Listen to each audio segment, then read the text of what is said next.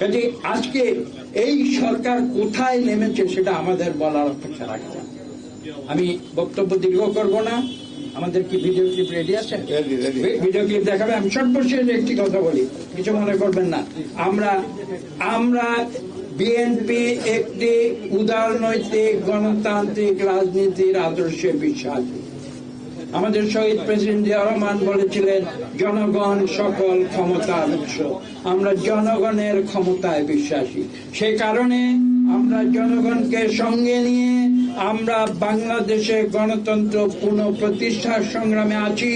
যেভাবে একদিন শহীদ প্রেসিডেন্ট জিয়া রহমান বাংলাদেশে বহুদলীয় গণতন্ত্র ফিরিয়ে দিয়েছিলেন এবং যেভাবে একদিন আমাদের দেশনেত্রী বেগম খালেদা জিয়া এই দেশে পার্লামেন্টারি গণতন্ত্র ফিরিয়ে দিয়েছিলেন, আমরা সেই আদর্শে আমাদের ভারপ্রাপ্ত চেয়ারম্যান জনাব তারেক রহমানের নেতৃত্বে আমরা রাজপথে আন্দোলনে আছি, রাজপথে আন্দোলনে থাকব এবং ইনশাআল্লাহ আমাদের উদ্দেশ্য ক্ষমতা নয়। বিএনপি ক্ষমতার জন্য রাজনীতি করে না, বিএনপি রাজনীতি করে জনগণের অধিকার প্রতিষ্ঠার জন্য।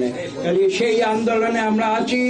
আমরা জনগণের ভোটের অধিকার, জনগণের অর্থনীতির সাম্যের অধিকার এবং জনগণের গণতন্ত্রের অধিকার আমরা ইনশাআল্লাহ জনগণের কাছে ফিরিয়ে দেব এবং ভবিষ্যতে আমরা এমন একটি পরিবেশ বাংলাদেশে সৃষ্টি করব যেখানে সুষ্ঠু নিরপেক্ষ নির্বাচনের মাধ্যমে জনগণের সরকার বাংলাদেশে প্রতিষ্ঠিত হয়। আপনাদের ধন্যবাদ।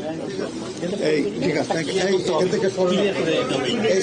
দেখাবে তো এখান থেকে শুনতে হবে। পিছিয়ে যান, পিছিয়ে যান, পিছিয়ে তোমরা পিছিয়ে এইদিকে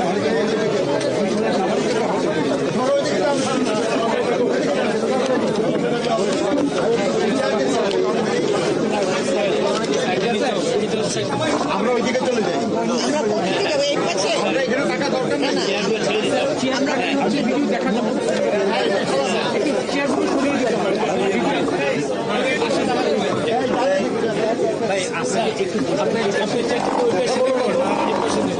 এখানে আমরা বসতে পারি, টাকা নেই কেন?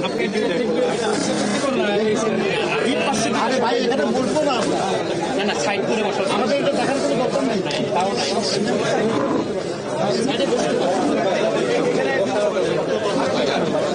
দেখতে পাবো, আমরা তো পরে দেখতে পাবো।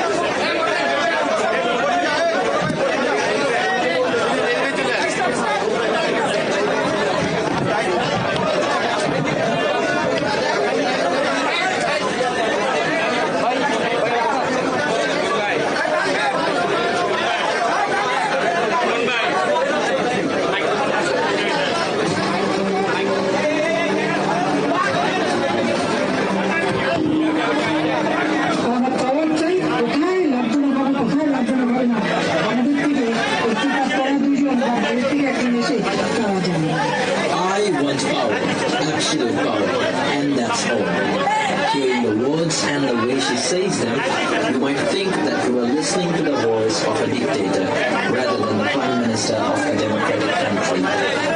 We are talking about a country where one person decides the electoral fate of all 350 members of the parliament.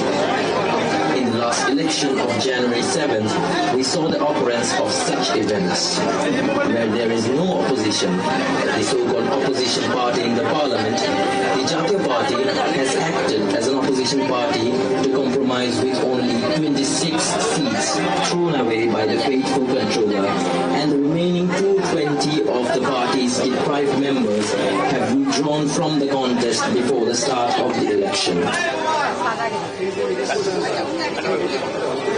Those who had heated up the election field were either the nominees of the government party or its B team.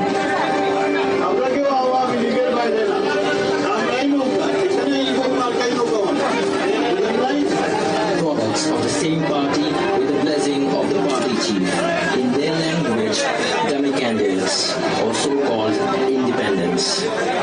The entire incident is a reflection of the plan of 50 years ago, the Bangla system, created by the Prime Minister's father, was a one-party rule in Bangladesh, where there were no such thing as an opposition party.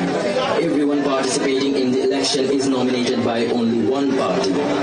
Today, the countrymen have to swallow the bitterness of the election of that Bangla system. There were two options before the people.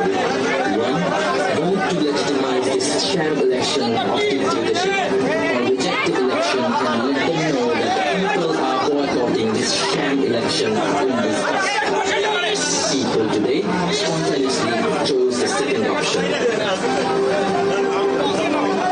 Martyr President Ziaur Rahman, the founder of Bangladesh Nationalist Party, the promulgator of independence, came to responsibly managing the country and put an end to the one-party rule and return the country to a multi-party democratic system. And the former Prime Minister Khalida Zia gave two unique gifts to the nation.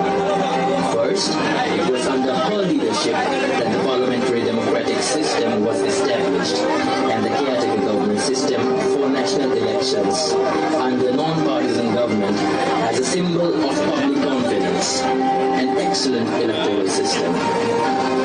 This proved to be a very excellent election method for the country. But Awami League, which won the elections held under the caretaker government in 2008, used the court system as a part of their far-reaching conspiracy and nefarious plan to permanently grab the power and establish an authoritarian system of governance in Bangladesh. As part of their far-reaching conspiracies and nefarious plans, and to keep power in perpetuity and establishing Sheikh Hasina's authoritarian rule, the caretaker government system was removed from the constitution. It gave birth to an electoral system where the Prime Minister and members of Parliament can participate in elections without resigning from their posts. They have also removed the referendum system, which is essential for such a big change in the constitution. Bangladesh Nationalist Party has been protesting against these anti-people activities from the very beginning. The people of the country have much regrettably lost their opportunity to exercise their right to vote, and this government has from the very beginning sought to divert the people from voting by making the right to vote meaningless, so that their hold of power is not questioned. The first evidence of which was seen in 2014 national elections, where the people of Bangladesh were cheated of their constitutional electoral right to vote, and hence deprived of their right to their electoral franchise, when 153 candidates were elected to the parliament totally unopposed, undermining the entire essence and spirit of free, fair and participatory elections. In 2018, the mass public witnessed another novel fraud of midnight election. On the assurance of today's Prime Minister, even Bangladesh Nationalist Party participated in that tainted election of 2018. But along with the people of the country, BNP was also cheated that day.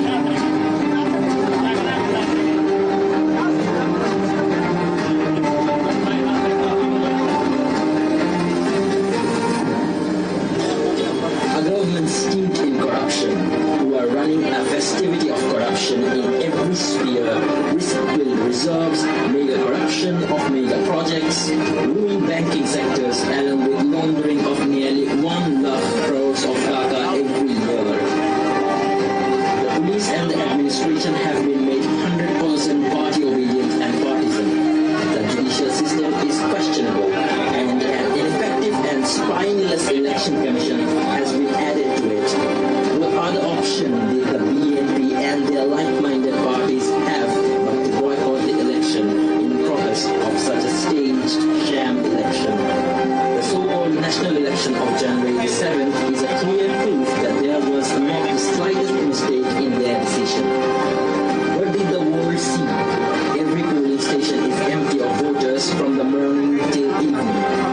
Whether in the city or in the villages, the election officials are out to work, children voting to show increased voter percentage and notorious creatures in front of the fields, free movement of animals in front of the fields near the polling stations. But what followed was not only tragic but scandalous for any country and nation in this modern world. Freestyle filling of ballot boxes with government party symbols in front of the election officials.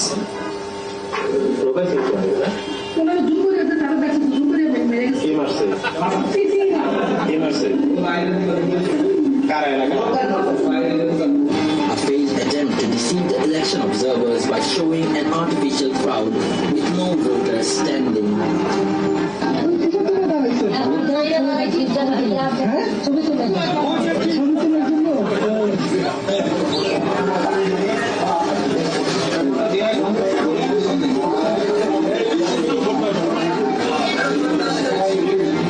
But the most shameful thing was the involvement of young children in this fraudulent activity.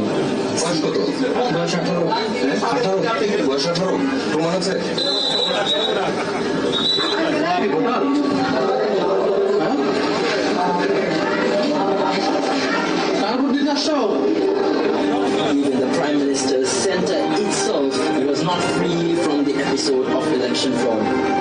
The official result sheets showed that she got 100% of the voters cast in one center, while other candidates got 0 votes. In another center, her votes were more than the number of total votes casted. Of course, as it relates to the Prime Minister herself, it may be corrected by now.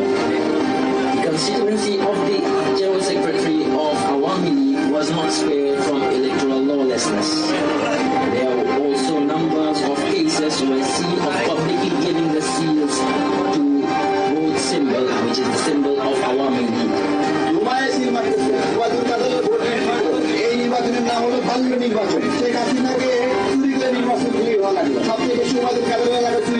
The constituency of Prime Minister's private investment advisor Salman F. Rahman was also not left out.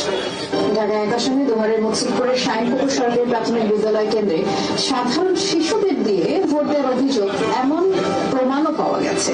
নির্বাচনী কর্মকর্তা বললেন যে বিষয়টি নিয়ে তার কিছুই করার ছিল না।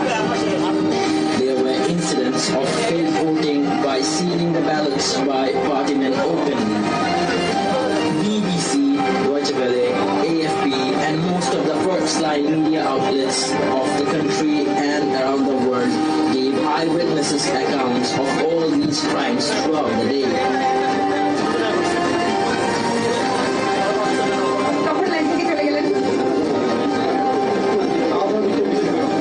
All day, almost every polling station across the country was found empty. But in the afternoon, all on a sudden, the Chief Election Commissioner gave information to the public of 18.5% voter count. But almost all television reports in Dhaka itself say that this rate is not more than 5 to 7%.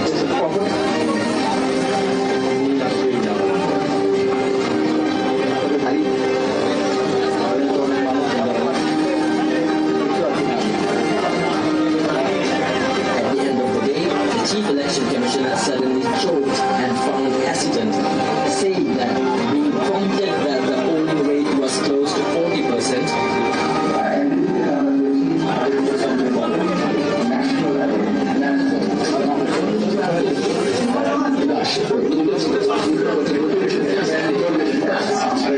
because, like him, everyone in the country knows how much to say the polling rates.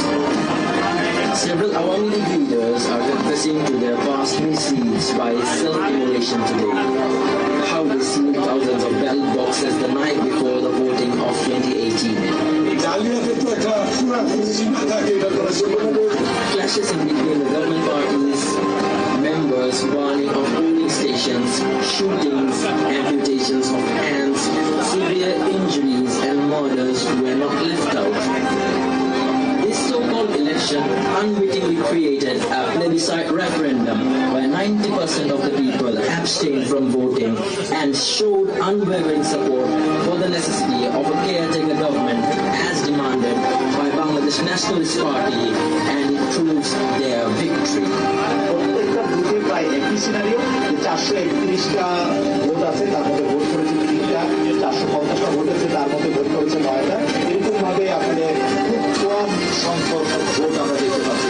Old age allowance cards, widow allowance cards, disabled cards, and national identity cards, withholding them, threat of not burial after death, fear of torture by Awami cadres, or to go to polling stations on mosque microphones.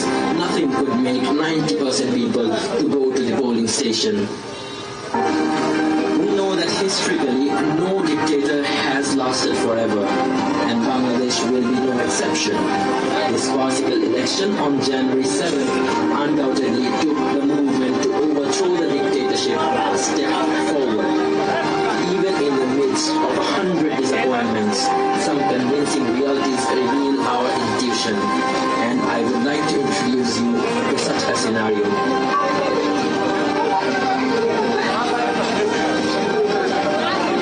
The widowed mother wants to go to the polls to save her widow's allowance card, but the teenager doesn't want to let her mother participate in the farcical election.